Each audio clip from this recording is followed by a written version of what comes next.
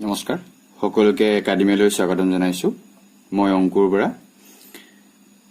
মই তোমালোকৰ লগত দশমমান শ্ৰেণীৰ সাধাৰণ গণিতৰ সমান্তৰ প্ৰগতি অধ্যায়টো আলোচনা কৰি আছিলো তোমালোকক মই সমান্তৰ প্ৰগতি মানে কি সমান্তৰ প্ৰগতি এটা আমি কেনেকৈ নিৰ্ণয় কৰিম সেই সম্পৰ্কে আগৰ পাঠত আলোচনা কৰিছিলো আজি আমি অনুশীলনী 5.1 টো আলোচনা কৰিম ঠিক আছে অনুশীলনী 5.1 ৰ প্ৰথম প্ৰশ্নটো হৈছে যে তলৰ পৰিস্থিতিবিলাকৰ লগত জড়িত সংখ্যাৰ তালিকাবিলাকৰ কোনবিলাকে সমান্তৰ প্ৰগতি গঠন কৰিব আৰু কিয় কৰিব তাৰ আমি তিনিটা পৰিস্থিতি আমি আলোচনা কৰিম প্ৰথম পৰিস্থিতিটো হৈছে যে প্ৰথম কিলোমিটাৰত ট্যাক্সিৰ ভাড়া 15 টকা আৰু তাৰ পিছৰ প্ৰতি অতিৰিক্ত কিলোমিটাৰত 8 টকাকৈ হলে প্ৰতি কিলোমিটাৰৰ অন্তত ট্যাক্সিৰ ভাড়া সেই পৰিস্থিতিটোত জড়িত সংখ্যাবিলাক সমান্তৰ প্ৰগতিত আছে নাই আমি প্ৰমাণ কৰিব লাগে বা আমি নিৰ্ণয় কৰিব লাগে এতিয়া আমি আমাক দিয়া আছে যে প্ৰথম কিলোমিটাৰত ট্যাক্সিৰ ভাড়া কিমান হ'ব 15 টকা আৰু প্ৰতি অতিৰিক্ত কিলোমিটাৰত আমাৰ ভাড়া দিয়া আছে 8 টকা এতিয়া আমি ধৰি ললো যে প্ৰথম যেটো ভাড়া দিয়া আছে সেটো A1 প্ৰথম কিলোমিটাৰৰ ভাড়াটো A1 আৰু A1 15 আমি ধৰি ললো এতিয়া আমি দ্বিতীয় কিলোমিটাৰত কিমান ভাড়া হৈছে সেটো নিৰ্ণয় কৰিব লাগিব ঠিক আছে দ্বিতীয় কিলোমিটাৰত ভাড়া কিমান হ'ব ধৰি ললো A2 এতিয়া A2 কিমান হ'ব প্ৰথম কিলোমিটাৰৰ ভাড়া প্লাস অতিৰিক্ত আমি কে কিলোমিটাৰ গৈছো 1 কিলোমিটাৰ গৈছো গতিকে প্ৰতি 1 কিলোমিটাৰ ভাড়া 8 টকা গতিকে আমি A2 যেটো দ্বিতীয় কিলোমিটাৰত সৰ্বমুঠ ভাড়া কিমান দিব লাগিব 15 প্লাস 8 23 টকা দেও পাইছা নহয় ঠিক একেদৰে তৃতীয় কিলোমিটাৰ যেতিয়া আমি যাম তেতিয়া আমাৰ ভাড়াটো কিমান হ'ব তৃতীয় কিলোমিটাৰ যেতিয়া আমি যাম তেতিয়া ভাড়াটো আমি ধৰি ললো A3 টো এটা কি হ'ব প্ৰথম 1 কিলোমিটাৰৰ কাৰণে আমি দিব লাগিব 15 টকা আমি হেতু A1 বুলি কৈছো এতিয়া আমি তৃতীয় কিলোমিটাৰ যাতে অতিৰিক্ত কে কিলোমিটাৰ গলো আমি অতিৰিক্ত 2 কিলোমিটাৰ গলো হয়নে অতিৰিক্ত 2 কিলোমিটাৰ গলো কিন্তু 1 কিলোমিটাৰ আমি কিমান দিব লাগে অতিৰিক্ত 8 টকা 2 কিলোমিটাৰ যদি আমি যাও তেতিয়ালে অতিৰিক্ত আমি কিমান দিব লাগিব 16 টকা গতিকে আমাৰ সৰ্বমুঠ যেটো ভাড়া তৃতীয় কিলোমিটাৰ গলে হেতু হ'ব কিমান হ'বগৈ 31 টকা হয়নে একেদৰে যদি আমি কৰি যাও চতুৰ্থ কিলোমিটাৰ যদি আমি ইয়াত ভাড়াটো নিৰ্ণয় কৰিবলৈ যাও তেতিয়ালে আমি তাক যদি A4 বুলি ধৰি লও এতিয়া চতুৰ্থ কিলোমিটাৰ যেতিয়া যাও তেতিয়া আমি ধৰি ললো U1 প্লাস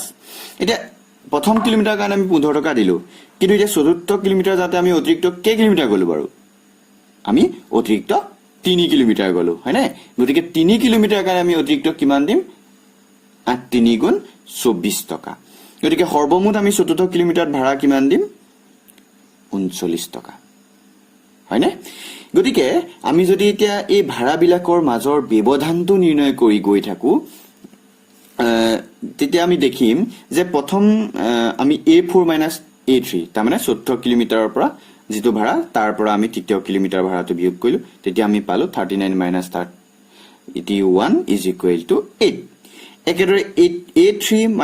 A2 A3 টো আছিল তৃতীয় কিলোমিটাৰ ভাড়া A2 টো আছিল আমাৰ দ্বিতীয় কিলোমিটাৰ ভাড়া গতিকে তাতো দেখিলো যে 31 23 8 একেদৰে যদি আমি A2 A1 যদি আমি কৰো তেতিয়াও পাম কিমান A2 কাৰণে আমি মানে দ্বিতীয় কিলোমিটাৰ ভাড়াটো আছিল আমাৰ 23 A1 ৰ ভাড়াটো আমাৰ 15 গতিকে আমি যেটো ব্যৱধান আছিল হেতু কিমান পাম 8 পাম আমি দেখিলো যে এই ব্যৱধানটো কি হয় এই ব্যৱধানটো আমাৰ কি হয় সাধাৰণ অন্তৰ হয় হয়নে এটো আমাৰ কি হয় সাধাৰণ অন্তৰ যেটো আমি তাক জিজাক সাধাৰণতে আমি কি বুলি কৈছিলো ডি বুলি কৈছিলো হয়নে গতিকে ডি টো আমি দেখিলো যে ইয়াত আমি কি পালো 8 গতিকে 8 টো কি হৈছে হেতু আমাৰ সবৰ কাৰণে একেই আছে যেহেতু সমান্তৰ প্ৰগতিত এটাৰ সাধাৰণ অন্তৰবিলাক একেই হয় হয়নে আৰু আমি প্ৰথম পদটো আৰু সাধাৰণ অন্তৰ দিয়া থাকিলে বাকি পদসমূহ নিৰ্ণয় কৰিব পাৰো হে একে পৰিস্থিতিটো আমি এই সংখ্যাৰ তালিকাখনৰ কাৰণেও আমি পালো গতিকে আমি ক'ব পাৰো যে প্ৰতি কিলোমিটাৰ অন্তত টেক্সি ভাড়াবিলাক কেনেকৈ হ'ব 15 23 31 39 এনেকৈ গৈ থাকিব আৰু এই যিখন সংখ্যাৰ তালিকা আছে এই সংখ্যাৰ তালিকাখন আমি তেতিয়াহলে কি বুলি ক'ব পাৰো যেহেতু ইহঁতৰ মাজৰ ব্যৱধানটো একে আমি ক'ব পাৰো যে এই পৰিস্থিতিটো বা এই সংখ্যাবিলাকৰ তালিকাখন সমান্তৰ প্ৰগতিত আছে বুজি পালা নহয় কিয় আছে কেনেকৈ আছে হেতু বুজি পালা হয়নে নহয় এতিয়া আমি এই তাৰ 2 নম্বৰ প্ৰশ্নটো কৰিম 2 নম্বৰ প্ৰশ্নটোত আমাক দিয়া আছে যে এটা গেছ সিলিন্ডাৰত থকা বায়ুৰ 1/4 অংশ নিষ্কাশন কৰিলে সেই সিলিন্ডাৰটোত প্ৰতিবাৰে নিষ্কাশনৰ পিছত ৰৈ যোৱা বায়ুৰ পৰিমাণ সেই ৰৈ যোৱা বায়ুৰ পৰিমাণৰ তালিকাখন আমি প্ৰথমতে নিৰ্ণয় কৰি ল'ব লাগিব তেতিয়া আমি গম পাম যে সেই তালিকাখন সমান্তৰ প্ৰগতিত আছে নে নাই এতিয়া আমি ধৰি ললো যে গেছ সিলিন্ডাৰটোৰ আয়তন হৈছে v বুলি আমি ধৰি ললো গেছ সিলিন্ডাৰটোত থকা এই গেছ সিলিন্ডাৰটোৰ আয়তন যদি v হয় তেতিয়া তাত থকা বায়ুৰ পৰিমাণ আয়তনটো কিমান হ'ব v হ'ব হয়নে এতিয়া প্ৰতিবাৰে গেছ সিলিন্ডাৰত থকা বায়ুৰ 1/4 অংশ নিষ্কাশন আমি কৰিম হবনে এটা যেতিয়া প্ৰথমবাৰ আমি নিষ্কাশন কৰিম তেতিয়া প্ৰথমবাৰ নিষ্কাশন কৰিলে কিমান বায়ু ওলাই যাব যেহেতু আমাৰ ভি আছিল তেতিয়া হলে আমি কিমান নিষ্কাশন কৰিম ভিৰ 1/4 অংশ তাৰ মানে যদি ভি হয় তেতিয়া হলে তাবা কিমান ওলাই যাব ভি * 1/4 ইমান v/4 অংশ আমি নিষ্কাশন কৰিম কিন্তু যেতিয়া v/4 অংশ আমি নিষ্কাশন কৰি দিম তেতিয়া আমাৰ থাকি যোৱা যেটো বা ৰৈ যোৱা বায়ুৰ পৰিমাণ কিমান হ'ব হেতু কাৰণ আমি কি কৰিম আমাৰ যেটো আয়তন আছিল তাৰ পৰা আমি কি কৰিম বিয়োগ কৰিম যদি আমি বিয়োগ কৰি দিও তেতিয়া হলে পাম 3v/4 হয়নে এতিয়া আমি যেতিয়া দ্বিতীয়বাৰ যেতিয়া নিষ্কাশন কৰিম কৰাৰ কাৰণে আমাৰ এতিয়া বায়ুৰ যেটো আয়তনটো কিমান হ'ব বাৰু বায়ু আয়তনটো এবাৰ আমাৰ প্ৰথমবাৰ যেটো নিষ্কাশন পাছত যেটো বায়ু ৰৈ গৈছিল হেতু হিমানটো পৰিমাণৰ হে আমাৰ ওচৰত কি আছে বায়ু আছে হেতু হৈছে 3v/4 গতিকে 3v/4 পৰিমাণৰ বায়ু হে বৰ্তমান আমাৰ ওচৰত আছে এতিয়া গতিকে 3v/4 ৰ আমি আকৌ 1/4 অংশ কি কৰিম নিষ্কাশন কৰিম যদি 3v/4 ৰ 1/4 অংশ আমি নিষ্কাশন কৰি দিও তেতিয়া হলে আমাৰ ৰৈ যোৱা যেটো বায়ুৰ পৰিমাণ আছে হেতু নিৰ্ণয় কৰিবলৈ আমি কি কৰিম আমাৰ যেটো বায়ুৰ পৰিমাণ আছিল টোটাল বায়ুৰ পৰিমাণ তাৰ পৰা আমি কি কৰিম নিষ্কাশন হৈ যোৱা বায়ুৰ পৰিমাণটো আমি বিয়োগ কৰি দিম আৰু তেতিয়া আমি নিষ্কাশনৰ পাছত ৰৈ যোৱা বায়ুৰ পৰিমাণটো আমি পাই যাম গতিকে আমাৰ নিষ্কাশনৰ আগত বায়ু আছিল 3v/4 নিষ্কাশন কিমান কৰিলো 3v/4 * 1/4 অংশ গতিকে আমি তাৰ পৰা পালো 3v/4 - 3v/16 এটো হৈছে নিষ্কাশন কৰি আমি উলিয়াই দিলো আৰু এই পৰিমাণটো আমি কি হৈছে আমাৰ নিষ্কাশনৰ আগত থকা বায়ুৰ পৰিমাণ এতিয়া আমি যদি দ্বিতীয়বাৰ নিষ্কাশনৰ পিছত কিমান বায়ু ৰৈ গল আমি যদি চাবলৈ যাও তেতিয়া আমি দেখিম কি পাম বাৰু আমি পাম 3v/4 - 3v/16 আৰু যদি আমি এটো সৰল কৰো পাম যে এটো হৰ আমি 16 ললো হৰ 16 লোৱাৰ পাছত আমি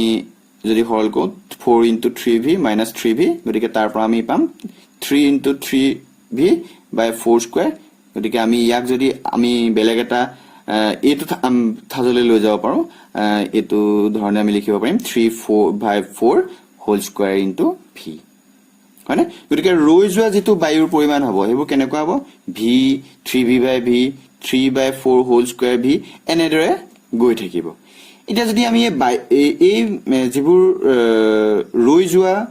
বা প্ৰতিবাৰে ৰৈ যোৱা বায়ুৰ আয়তনটো যদি আমি পৰিমাণ বিলাকৰ মাজৰ অন্তৰটো আমি নিৰ্ণয় কৰো তেতিয়া তোমালোকে দেখিবা যদি এতিয়া মই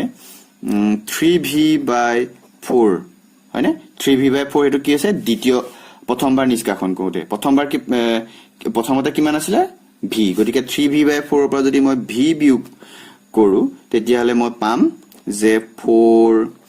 3 minus 4v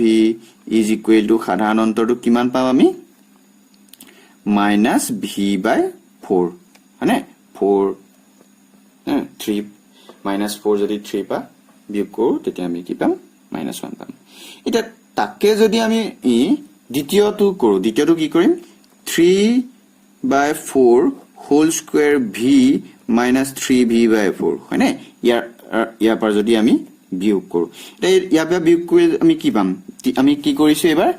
তৃতীয়টোৰ পৰা দ্বিতীয়টো বিয়োগ কৰিছো তৃতীয়টোৰ পৰা দ্বিতীয়টো যদি বিয়োগ কৰো তেতিয়া আমি পাইছো ইয়াৰ পৰা আমি 3v/4v কমন যদি লওঁ আমাৰ ইয়াত কি থাকিব 3/4 - 1 এটা থাকিব আৰু তাৰ পৰা আমি কি পাম 3/4v ইনটু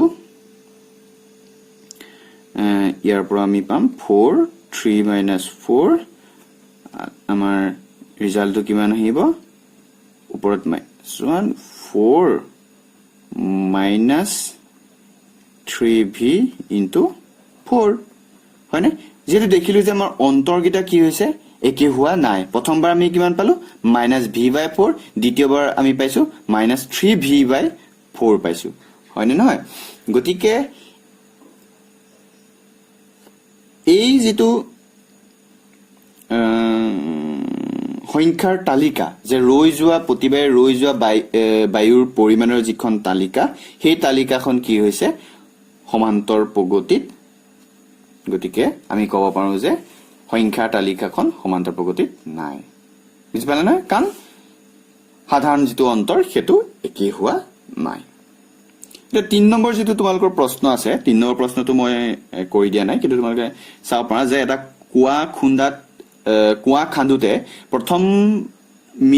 মিটাৰৰ খৰচ 150 টকা তাৰ পিছৰ প্ৰতি মিটাৰত 50 টকা কৈ লাগিলে প্ৰতি মিটাৰ খন্দাৰ পিছত কুৱা খন্দাৰ খৰচ এই প্ৰশ্নটো ঠিক আমাৰ এই প্ৰথম যেটো আমি ভাড়াৰ প্ৰশ্ন কৰিছিলো যেটো প্ৰতি কিলোমিটাৰ ট্যাক্সি ভাড়া 15 টকা তাৰ পিছত অতিৰিক্ত কিলোমিটাৰ 8 টকা কৈ আমি হলে প্ৰতি কিলোমিটাৰ অন্তত ট্যাক্সি ভাড়া নিৰ্ণয় কৰিছিলো ঠিক এই প্ৰশ্নটোৰ সৈতে একে এই প্ৰশ্নটো তোমালোকে নিজৰ ফলৰ পৰা চেষ্টা কৰিবা ঠিক আছে আমি কৰিম এতিয়া 4 নম্বৰ প্ৰশ্নটো 4 নম্বৰ প্ৰশ্নটোত আমাক দিয়া আছে কি দিয়া আছে যে 10,000 টকা বছৰি 8% মিশ্ৰ সুতৰ হাৰত জমা কৰিলে সেই একাউণ্টত প্ৰতি বছৰে থাকিব লগা ধনৰ পৰিমাণ হয়নে আমাক ইয়াত কি সুত বুলি কৈছে মিশ্ৰ সুত বুলি কৈছে তোমালোকে মিশ্ৰ সুত আৰু সৰল সুতৰ মাজত পাৰ্থক্য নিশ্চয় জানা হয়নে এতিয়া ধৰা হল যে মূলধন p হয়নে মিশ্ৰ সুত r শতাংশ বছৰি সময় n বছৰ গতিকে মিশ্ৰ সুত যেতিয়া হ'ব তেতিয়া হলে n বছৰৰ পিছত যেটো মুঠ ধনৰ পৰিমাণ হ'ব হেতু হ'ব pn = p into 1 plus r by 100 whole to the power n এটো আমি কি কাৰণে পাইছো মিশ্ৰ সুতৰ কাৰণে পাইছো যদি এটো আমাৰ সৰল সুত হলতেন তেতিয়া বেলেগ হলতেন কেনো যে মিশ্ৰ সুতৰ কাৰণে বছৰি মূলধনটো বেলেগ বেলেগ হৈ যায় এতিয়া প্ৰথম বছৰৰ কাৰণে মুঠ ধনৰ পৰিমাণ কিমান হ'ব কাৰণ প্ৰথম বছৰৰ কাৰণে কি হ'ব n ৰ ভ্যালুটো কি হ'ব 1 হ'ব গতিকে p1 = p into 1 plus r by 100 এটো আমাৰ কি কাৰণে হ'ব প্ৰথম বছৰৰ কাৰণে হ'ব ঠিক একেদৰে দ্বিতীয় বছৰৰ কাৰণে আমাৰ যেটো জমা ধনৰ পৰিমাণ হ'ব দ্বিতীয় বছৰৰ কাৰণে হ'ব p2 = p into 1 plus r by 100 whole to per 2 মানে ইয়াত n ৰ ভ্যালুটো কি হ'ব দ্বিতীয় বছৰৰ কাৰণে 2 হৈছে কিন্তু আমাৰ প্ৰশ্নটো দিয়া আছে প্ৰশ্নটোত কি দিছে তোমালোকে দেখিছা যে প্ৰশ্নটোত আমাৰ দিয়া আছে যে মূলধন কিমান 10,000 মিশ্ৰ সুত কিমান 8% গতিকে আমি কি কৰিলো যে আমাৰ যেটো p ভ্যালু আছে হেতু 10,000 আৰু r ৰ ভ্যালুটো 8% আমি পাতি দিলো পতাৰ পাছত আমি কি হ'ব প্ৰতি বছৰে যেটো ধন জমা থকা ধনৰ পৰিমাণ হ'ব ঠিক এনেকুৱা ধৰণে পালো যে 10,000 into 1 plus 8 by 100 10,000 into 1 plus 8 by 100 whole square এটো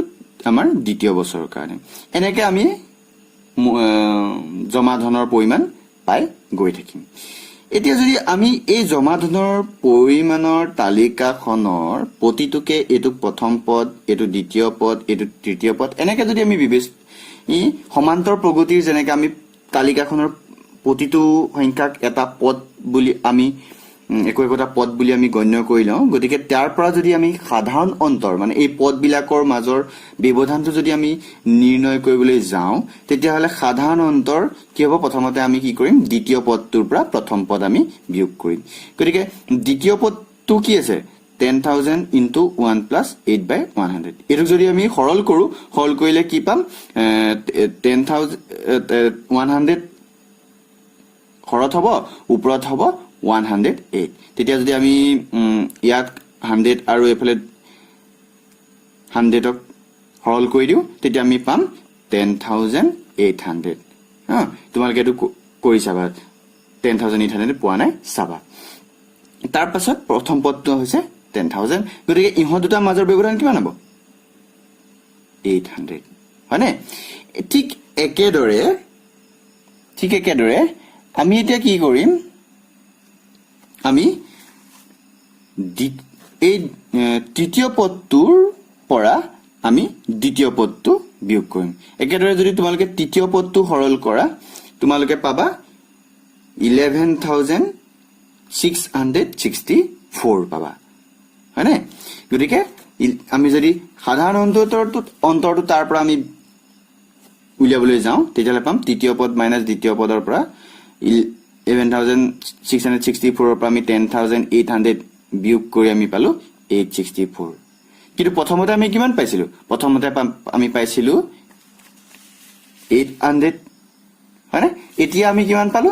864 গতিকে আমি দেখা পালো যে সাধাৰণ অন্তৰটো কি হৈছে একে নহয় গতিকে আমি যিখন সংখ্যাৰ তালিকা আমি ইয়াত দিছো সেই সংখ্যাৰ তালিকাখন কি হৈছে সমান্তৰ প্ৰগতিত সেই তালিকাখন সমান্তৰ প্ৰগতিত নাই গতিকে আমি এনেকে যদি আমাক সমান এখন তালিকা দিয়া থাকে বা এটা পৰিস্থিতি দিয়া থাকে পৰিস্থিতিৰ পৰা আমি সংখ্যাৰ তালিকাখন প্ৰস্তুত কৰি তাৰ পৰা আমি সেই সংখ্যাৰ তালিকাখন সমান্তৰ প্ৰগতিত আছে নে নাই আমি প্ৰমাণ কৰিব পাৰিম বা আমি নিৰ্ণয় কৰিব পাৰিম বুজি পাইছা নহয় আজিৰ পাঠটো যদি তোমালোকৰ কিবা সুধিবলগীয়া থাকে তেতিয়াহলে তোমালোকে মোক তলৰ কমেন্ট সেকশনত কমেন্ট কৰি জনাবা ধন্যবাদ